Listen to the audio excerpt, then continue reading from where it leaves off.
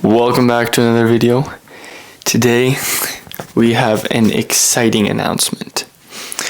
Today's video I'm going to talk to you guys about why everybody, including their grandmas, doesn't matter what age you are, you could be 5 years old, you could be 90 years old, need to be on creatine.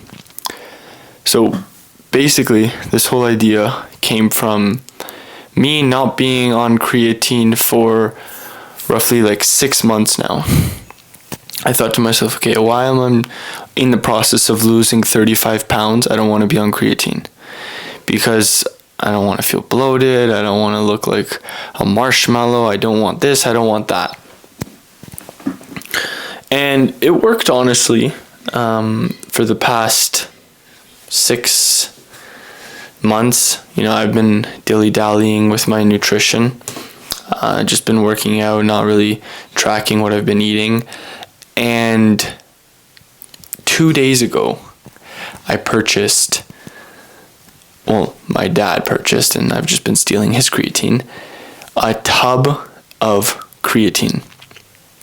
And let me tell you, I have never felt so amazing, so energized, so mentally focused, so mentally dialed, so strong in just 2 days being on creatine.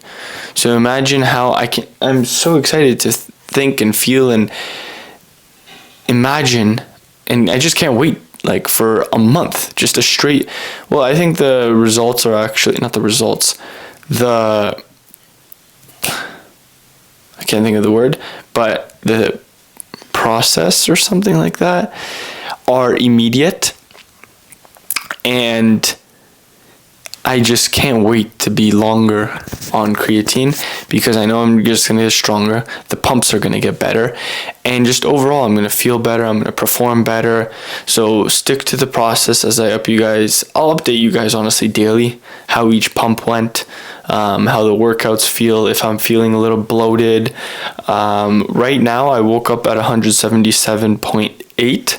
So didn't gain any bloating fatness. There was no fat look to it. I just had a great workout today. Yesterday was my rest day, so I just did cardio, so I couldn't really feel the effects of it. But today I pushed some heavy weight. I hit 180, 190, 185, 195, 205, 205 pounds on incline Smith machine press for my new PR, 10, I think I got. Yeah, I got 10. So the strength is already there. I feel a lot more stiff. I feel a lot more full. And I just feel good. I highly recommend and suggest anybody that's ever been thinking about hopping on creatine, take this as your sign. You clicked on this video, you're watching it to this point, and hopefully you'll watch it throughout the whole thing. Take this as your sign. Start creatine. It's not going to make you lose your hair. It's not going to make you this. It's not going to make you that. Unless you're eating garbage food that causes bloating. Unless you're drinking sugary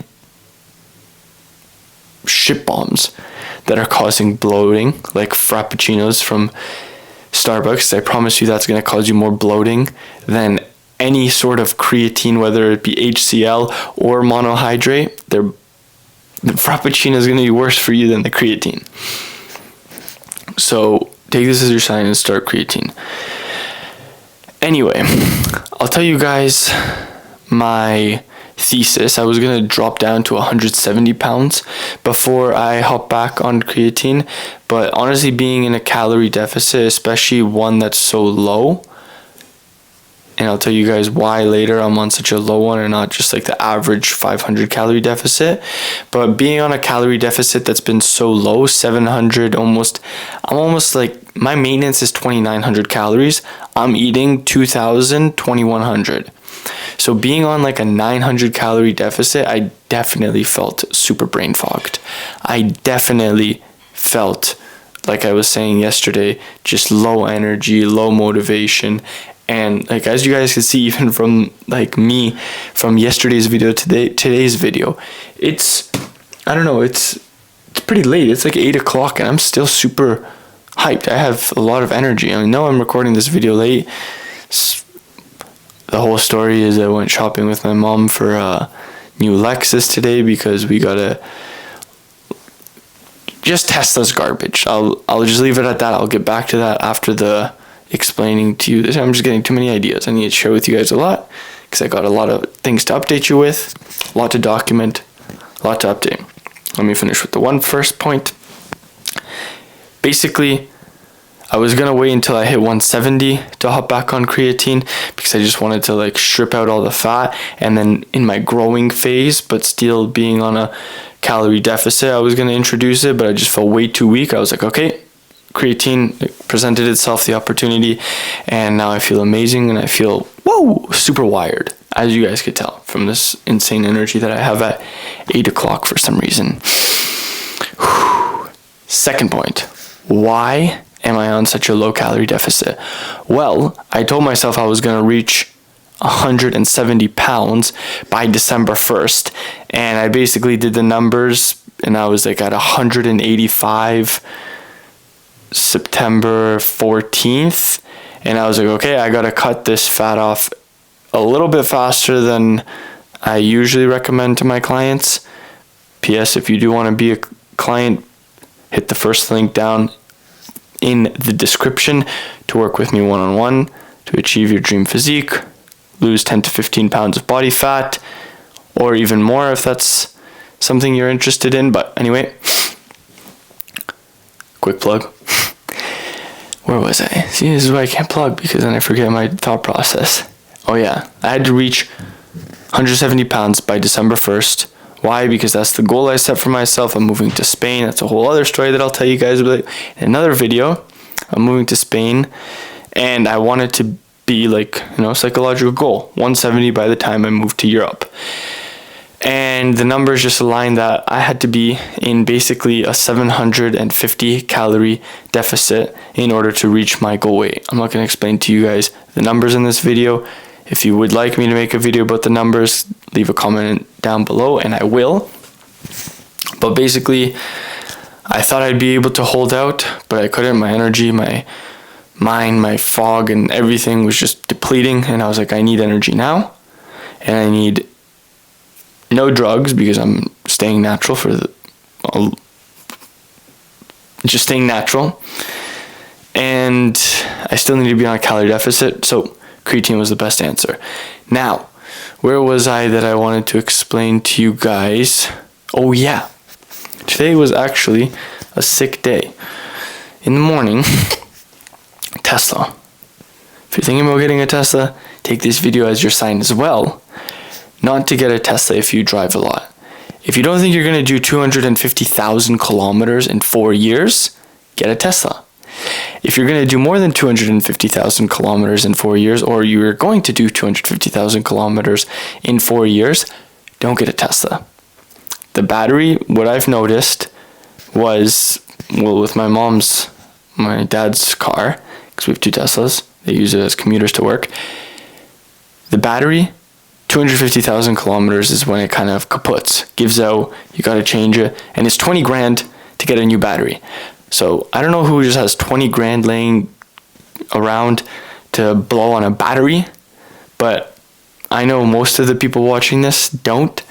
So if your Tesla is reaching that 250,000 kilometer mark, consider selling it unless you want to blow whatever, 20 grand.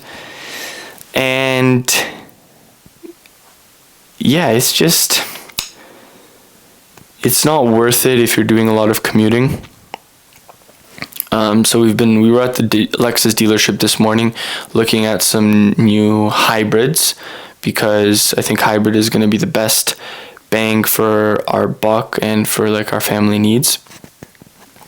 So we were looking at the Lexus SUV NX 350 hybrid. It's like 5 to 7 liters per 100 kilometers, which I'm really impressed by. Like 7 liters per 100 kilometers, that's insane. And it was honestly, my mom was test driving it. She said she loved it. Sturdy, great car. So I'm excited to have that if we decide to go through with it. But once again, the next bad part about Teslas is they depreciate like crazy. They depreciate so fast, and they depreciate in value, and their prices just are constantly fluctuating. Like, I swear, just Elon is trolling everybody, and like one day he's like, okay, this Tesla's worth 70,000, and then the next day he'll drop it to like 55,000, and then there cannot be a proper appraisal. So in in the Tesla that we have now, we got appraised for like $40,000 for it, which is a joke, by the way, if you guys don't understand or don't know. If you want to check how much a Tesla Model Y is, go on your Tesla app and check how much they're worth. And this one's not even a year old, and it's already dropped in like $25,000. No, not 25,000. No, yeah, 25, 40, 50, 60, yeah, $25,000 in less than a year.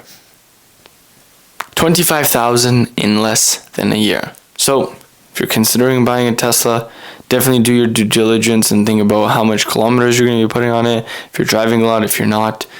City driving, I think it's a great car, but just long distance driving, like if you're going to be putting on kilometers on this thing, hybrid is probably your best bet. I'm also a car guy, by the way. I love cars. I'm a huge gearhead. So basically, pro tip, basically not. I'm not a mechanic, but I'm a gearhead.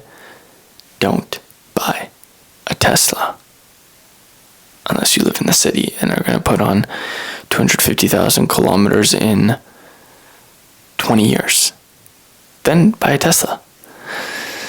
Anyway, hope you guys enjoyed this video. Hope you guys enjoyed this update. Main takeaway: don't buy a Tesla. Get on creatine. And don't go below 500 calories on your deficit unless you want to be like me and lose 25, 15 pounds in like less than 2 months, because that was my goal. Yeah, 15 pounds in 2 months. That's wild. Anyway, hope you guys enjoyed the video. Hope you guys are loving this new energy, because this is wild. I feel great. Subscribe if you're new. Like the video. Leave a comment. I'm going to leave you like I always leave you. Create more than you consume. Serve others. And love everyone. Peace.